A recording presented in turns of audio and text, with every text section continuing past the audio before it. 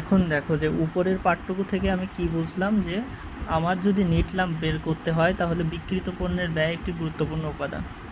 এখন এই বিক্রিত পণ্যের ব্যয়ের সাথে আরও অনেক কিছু জড়িত। বিক্রিত পণ্যের ব্যয়টা সরাসরি আসে না। এটা বোঝার জন্য আরেকটা বিষয় লক্ষ্য করো, যে মনে করো আমার একটা গোদাম ঘর আছে, যে এই যে হচ্ছে একটা গোদাম ঘর আমার। এই গোদাম ঘরে কি কি হইতে পারে দেখো তো। কিছু পণ্য আগে থেকে থাকতে পারে এই গোদাম ঘরে, তাই না? আগের বছরের কিছু পণ্য এই বছর থেকে যাইতে পারে, সেটারে আমরা বলছি হচ্ছে বিগিনিং ইনভেন্টরি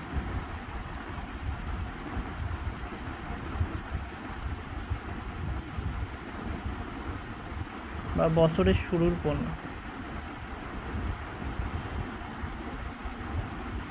এখন আর কি হইতে পারে এর ভেতরে দেখো তো। আমি নতুন করে কিছু পণ্য কিনে আনতে পারি না এখন? বছরের শুরুতে মনে করো 10টা পণ্য ছিল, এখন নতুন করে আরও 20টা পণ্য আমি কিনে আনছি, নতুন করে কিনে আনতে পারি, তাহলে নতুন কৃত পণ্য।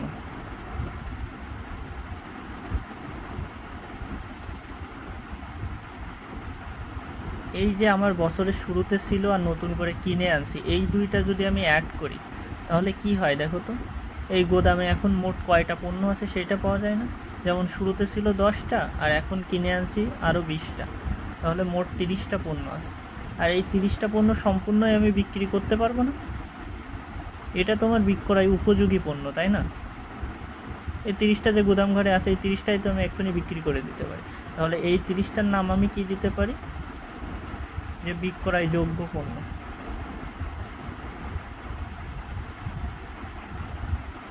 যোগ্য পণ্য।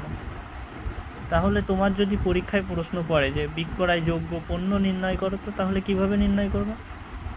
বিক্রয়যোগ্য পণ্য তার মানে গোদাম ঘরে কত টাকার পণ্য ছিল আর নতুন করে কত টাকার কিনে আনছে, দুইটা একসাথে করে দিলেই যা হয় সেটাই হচ্ছে বিক্রয়যোগ্য পণ্য।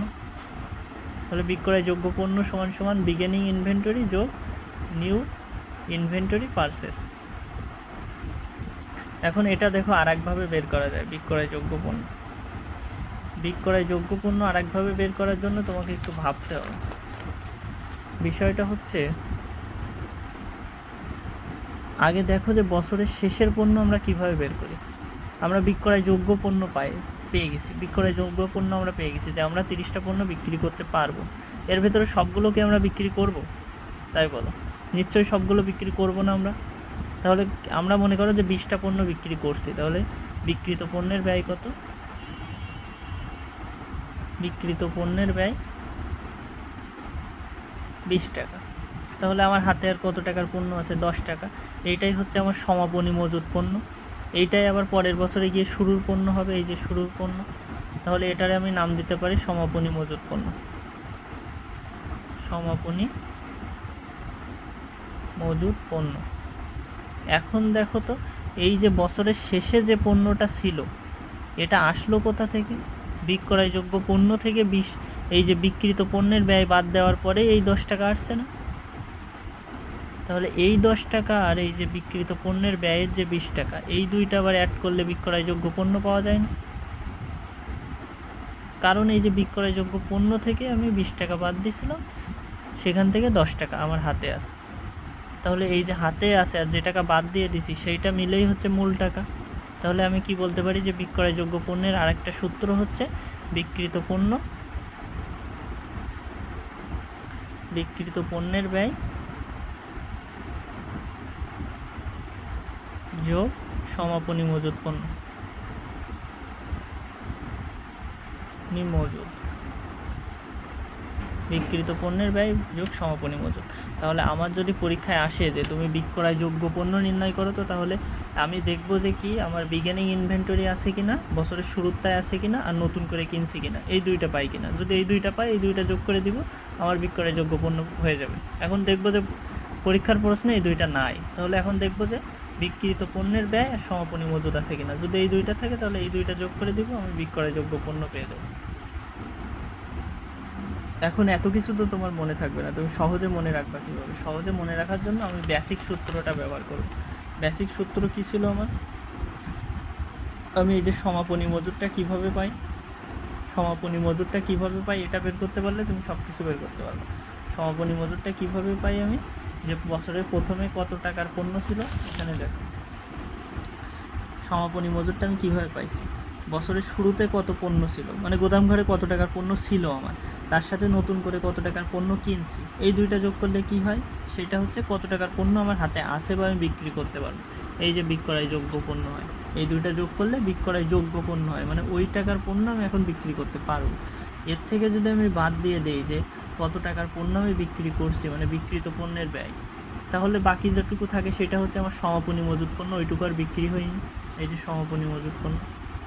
এখন দেখো তো এইটুকু হচ্ছে বিক্রয় যোগ্য পণ্য, তাহলে এইটুকুরে যদি আমি এক সাইডে রাখি আর এই পাশে আছে হচ্ছে মাইনাস, এটা যদি সমানের এই পাশে পাঠাই দিই তাহলে এটা হয়ে যাবে প্লাস, তাই না? ভালো করে দেখো, এখানে বোঝাই তোমার, এটা হচ্ছে বিগিনিং ইনভেন্টরি প্লাস নতুন করে যেটা কিনছি, নিউ যেটা কিনছি, এরপরে হচ্ছে এর সাথে মাইনাস করছি কি cost of goods sold, cost of goods sold সমান সমান আমি পাইছি কি এন্ডিং ইনভেন্টরি, এই যে এন্ডিং ইনভেন্টরি পাইছি। তা আমি তো জানি যে এইটুকু মানে হচ্ছে বিক্রয়যোগ্য পণ্য, তাহলে এর সমান যদি অন্য কিছু আমি করতে পারি তাহলে সেটার মানেও বিক্রয়যোগ্য পণ্য। এখন এর সমান করতে গেলে কি করতে হবে, এইটুকুরে ওই পাশে পাঠাতে হবে, তাহলে কি থাকে বি প্লাস এন সমান সমান, এটা ছিল মাইনাস, এই পাশে ও পাশে গেলে হয়ে যাবে প্লাস, তাহলে ই প্লাস সিও জিএস। তাহলে দেখো তো এইটুকু ছিল বিক্রয়যোগ্য পণ্য, আবার আমি বলছি এটা সমান সমান এইটা, তাহলে এটুকুর মানেও বিক্রয়যোগ্য পণ্য,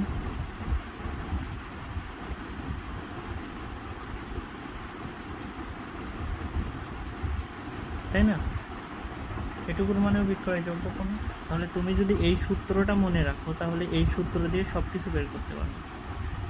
এখন যদি আমার বলে যে এই সূত্র, আমার যদি বলে যে সমাপনী মজুত পণ্য না বের করে তুমি বিক্রিত পণ্যের ব্যয় কত সেটা বের করো, তাহলে আমি কি করব, যে এই সূত্র অনুযায়ী বিক্রিত পণ্যের ব্যয়টা এক সাইডে রাখবার, বাকি সব অন্য সাইডে নিয়ে যাবো। কেমন হবে? আমার সূত্র কি ছিল, প্রথমে ছিল বিগিনিং, তারপরে ছিল নিউ, তারপরে এর থেকে মাইনাস ছিল কস্ট অফ গুডস সোল্ড সমান সমান ছিল ইনভেন্টরি, এন্ডিং ইনভেন্টরি। তাহলে আমার বের করতে বলছে কি কস্ট অফ গুডস সোল্ড কত, তাহলে এটা আমি ওই পাশে নিয়ে যাই, বি প্লাস এন সমান সমান এন্ডিং ইনভেন্টরি এটা এই পাশে মাইনাস ছিল, এখন এই পাশে এসে প্লাস হয়ে যাবে,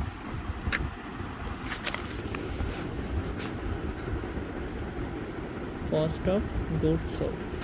এখন দেখো তো আমার বের করতে হবে এইটা, তাহলে এটা কি আমি এই সাইডে রাখবো, ওই সাইডে নিয়ে চলে যাব, তাহলে বি প্লাস এন, এটা প্লাস ছিল এই সাইডে এসে মাইনাস হবে সমান সমান কস্ট অফ গুড সোল্ড। তাহলে এই যে কস্ট অফ গুড সোল্ডের সূত্র আমি পেয়ে গেছি, বিগিনিং ইনভেন্টরি তার সাথে যদি আমি নতুন করে যেটা কিনছি যোগ করি এবং সেটা থেকে যদি এন্ডিং ইনভেন্টরি বাদ দিই তাহলে কস্ট অফ গুড সোল্ড পাবো। তাহলে এই সূত্র দিয়ে তুমি সবগুলো এখান থেকে বের করতে পারবে। তোমার যদি বলে যে এই তিনটা দেওয়া আছে বছরের শুরুতে কত টাকার পণ্য ছিল বের করো, তাও তুমি এই সূত্র দিয়ে বের করতে পারবে। এখন এই অধ্যায়ের মূল আলোচনা এটা না, এই অধ্যায়ের মূল আলোচনা হচ্ছে তোমার যে আমি মজুত পণ্য কিভাবে নির্ণয় করব, আমার গোদাম ঘরে কত টাকার মজুত পণ্য আছে সেটা আমি কিভাবে নির্ণয় করব। এটা নির্ণয়ের জন্য দুইটা পদ্ধতি আছে, একটারে বলে হচ্ছে পারপেচুয়াল পদ্ধতি, আর একটারে বলে হচ্ছে পিরিয়ডিক সিস্টেম। পিরিয়ডিক মানে কি, একটা নির্দিষ্ট পিরিয়ড বা একটা নির্দিষ্ট সময় পর পর গিয়ে আমি হিসাব করব। এই যে যেটা আমি হিসাব করছিলাম যে আমার সমাপনী কত, আমার বিক্রয় কত আছে, আমার নতুন কত কিনছি, একটা নির্দিষ্ট সময় শেষে গিয়ে হিসাব করব, আগে থেকে হিসাব করব না আমি কিছু। আর আমার পারপেচুয়ালটা কি, পারপেচুয়াল হচ্ছে প্রতিনিয়ত হিসাব করব। আমি আজকে একটা পণ্য কিনে আনলাম, সাথে সাথে হিসাব করবো যে আমার বিক্রিত পণ্যের কত হলো, সমাপনী কত আছে, বছরের শুরুর কত, সব কিছু আমি হিসাব করে ফেলবো এক সাথে সাথে। তাহলে এই দুইটার মধ্যে পার্থক্য কি, যেটা হচ্ছে পিরিয়ডিক সিস্টেম সেটা হচ্ছে এই সূত্র অনুযায়ী একদম বছরের শেষে গিয়ে আমি হিসাব করে দেখব যে আমার কত টাকার পণ্য আছে হাতে, কত টাকার গেল এইগুলো।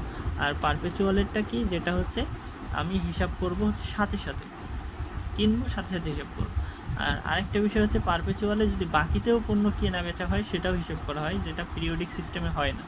এগুলো হচ্ছে এদের পার্থক্য আর সুবিধা অসুবিধা।